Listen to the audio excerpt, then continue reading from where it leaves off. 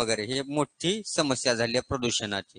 आता याचं हवा प्रदूषण हे तक्ता दिलेला आहे पाठीमागे इत्तेमध्ये झालेला आहे. हा तक्ता आपण काय करायचे आता 3 घटक दिले आहेत, हवा प्रदूषण, जल प्रदूषण आणि भूप्रदूषण. हा तक्ता सोडवायचा आपला. आता पहिलं जो आहे घटक कोणते कोणते आहेत, वायुरूप घटक, त्याला कारणीभूत असणारे घटक, कोणत्या घटकामुळे प्रदूषण होतंय ते. मग आता इथे जल प्रदूषणाचे घटक लिहायचे आणि भूप्रदूषणाचे तुम्हाला लिहायचे आहे. स्त्रोत कोणते आहेत, कोणत्या स्त्रोतामार्फत ते घडतंय हवा प्रदूषण. फॉर एक्झाम्पल दिलाय जल प्रदूषणाचे स्त्रोत दिलेला आहे आणि इकडे 2 लिहायचे स्त्रोत. मग औद्योगिक प्रदूषके, त्याच्यामध्ये निघणारं पाणी, सांडपाणी हे दिलेलं आहे. पण परिणाम एकाचेच दिलेला आहे, जमिनीची धूप होते. हे सगळं झाल्यामुळं काय होतंय, परत हवा प्रदूषण झाल्यामुळे काय होतं आणि जल प्रदूषण काय झाल्यामुळे काय होतं, आणि उपाययोजना हे होऊच नयेत किंवा कमी प्रमाण व्हावं यांचं, म्हणून काय केलं जाईल किंवा काय करणं अपेक्षित आहे ते आपल्याला लिहायचं आहे. आता तर आपण लिहू शकतो त्याच्यामध्ये हे केल्यामुळं काय होणार आहे. आता लिहायला चालू करा. पहिल्यांदा हवा प्रदूषण घ्यायचे, मी देतो सोडून का तुम्ही सांगताय. आता हवा प्रदूषण वायुरूप घटक, हे जे काही गॅसेस आहेत त्याच्यामुळे हवा प्रदूषण होते. मग कोणते कोणते गॅस आहेत, हा आहे कार्बन डाय ऑक्साईड. कार्बन डायऑक्साईडचं प्रमाण जास्त झालं तर हवेचं प्रदूषण होते. कार्बन डायऑक्साईड जास्ती प्रमाणात झाला इथं, हवा काय होणार आहे, विदाऊट ऑक्सिजनची होईल की, त्याच क्वांटिटी जास्त होईल की. जे प्रपोर्शन आहे हवेमध्ये कार्बन डायऑक्साईड त्याच्यापेक्षा जास्त झालं. मग आपण काय म्हणतोय, तिथं काय झालं म्हणतोय आपण, हवेचं प्रदूषण झालं म्हणतोय. म्हणजे जेवढं पाहिजे त्याच्यापेक्षा कितीतरी पटीनं वाढलेलं आहे. आणि ऑक्सिजनचं कमी होणार आहे आणि ह्याचं जास्त होणार आहे. त्याच्यामुळे ते काय हवा दूषित झाली. कार्बन हा काय म्हणतो आपण त्याला, CO म्हणजे कार्बन मोनो. मोनो दिलं होतं तुम्हाला. हे डाय, डाय म्हणजे 2, मोनो म्हणजे 1. मोनो, डाय, ट्राय, टेट्रा, पेंटा, हेक्झा, डेल्टा हे झालेलं आहे की तुम्हाला. मग ते लक्षात ठेवायचं, कार्बन मोनोऑक्साईड. परत नायट्रोजन डायऑक्साईड असेल, हायड्रोकार्बन्स असतील. हायड्रोकार्बन्स गेल्या वर्षी सुद्धा झाली की हायड्रोकार्बन्स, इथेन, मिथेन, ते हायड्रोकार्बन्स.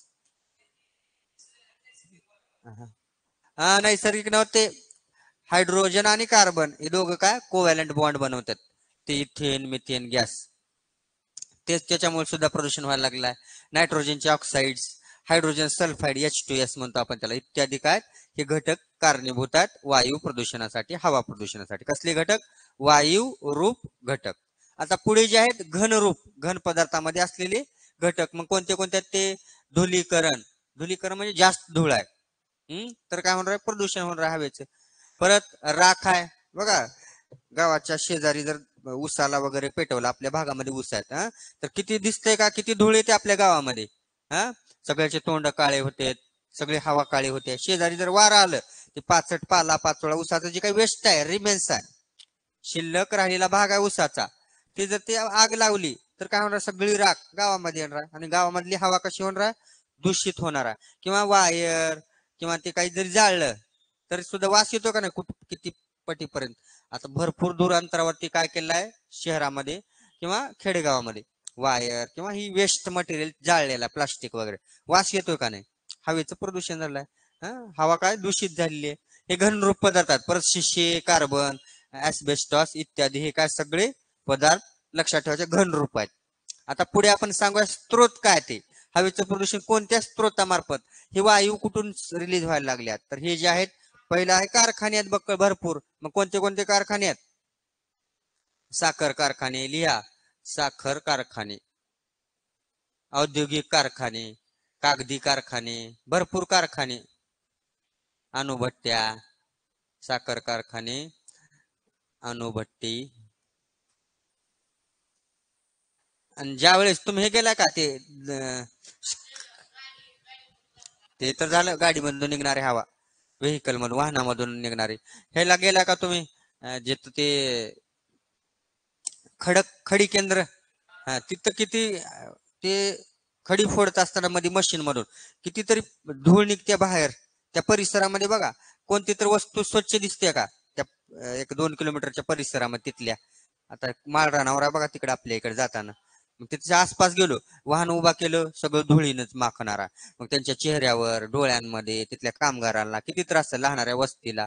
मग ती परमिशन दिली जाते पर्यावरण मंडळाची, का प्रदूषण नियंत्रण मंडळाची परमिशन घ्यावी लागते, की आसपास 1 किलोमीटरच्या परिघामध्ये, म्हणजे 1 किलोमीटर इकडं 1 किलोमीटर इकडे वस्ती नाही, मानवी वस्ती नाही, असं परमिशन दिलं तर ते ग्रँट केली तरच भेटते ते, मग त्याचा परवाना. मग काय ते आता पळवाटा भरपूर आता. मग तरी पण जास्तीत जास्त ठिकाणी काय, माळरानावरती जिथं वस्ती नाही, गाव वस्ती नाही, त्याच ठिकाणी ती स्थापन केलं जातं किंवा उघडलं जातं. मग तिथं बघा कितीतरी प्रमाणात ते दगड फोडल्यामुळं प्रदूषण होतंय हवेचं. मग काय म्हणूया आपण त्याला, दगड फोडणाऱ्या मशीन किंवा क्रशर, स्टोन क्रशर. हा, इट भट्ट्या तिथं सुद्धा, हा वीटभट्टी, वीटभट्टीची धूळ किती आहे, मग ती धूळ आलीच की, वीटभट्टी, अणुभट्टी, असे बरेचसे आपण लिहू शकतो बघा म्हणा. अजून कागद बनवणारे कारखाने, सिमेंटचे कारखाने,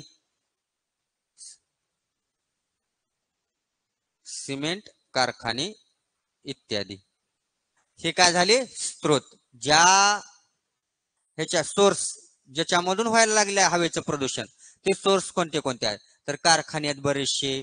त्याच्यामध्ये साखर कारखाने आले, अणुभट्ट्या आल्या, कागद बनवणारे कारखाने आले, हा सिमेंट बनवणारे, दगड फोडणारे कारखाने, स्टोन क्रशर असं म्हणतो, वीटभट्ट्या आल्या. आता परिणाम काय व्हायला लागल्यात, आता हे काय धुळीचे कण आपल्या डोळ्यामध्ये जातील, मग काय होईल, डोळ्यांमध्ये, डोळ्यांची खाज, डोळ्यांना खाज, हा येते का लक्षात, डोळे जळजळ करतील, डोळ्यांची जळजळ, डोळ्यांची जळजळ. उन्हाळ्यामध्ये जर आपण इटभट्टीच्या परिसरामधून चाललो, श्वसनासाठी त्रास होईल, श्वसनामध्ये डिफिकल्टी इन ब्रिदिंग, श्वसनासाठी त्रास, श्वसनामध्ये त्रास होईल. परत काय, दमा, असे आजार होतात बघा, श्वसनाचे आजार, हा इत्यादी म्हणून लिहा आपण, हे हवा प्रदूषण झाल्यामुळे. परत काय, याच्यामुळे अजून एक महत्वाचं राहिलं बघा, याच्यामध्ये ऍसिड रेन होते बा, आम्ल वर्षा. काय, जे आपले निघायला लागलेत हवे कारखान्यामधून विषारी वायू, ते काय होतील, या बाष्पासोबत रिएक्शन होते त्यांची.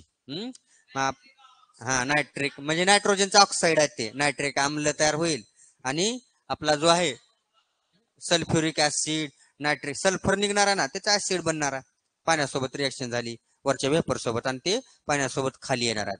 आणि त्याचा परिणाम काय होणार, आता इथं लिहायचे आपल्याला, परिणामामध्ये आम्लवर्षा होईल. आणि आम्लवर्षा झाल्यामुळं प्राण्यांच्या जर ती पडली, माणसं काय जाणार आहेत, वर्षापासून पाऊस जर आला घरामध्ये बसणार आहेत. मग काय, ताजमहल वगैरे ते काय वाचतोय, हा त्यांच्यावरती खळगे खाच, कारण काय, ते ऍसिड बेसची रिएक्शन आहे बघा.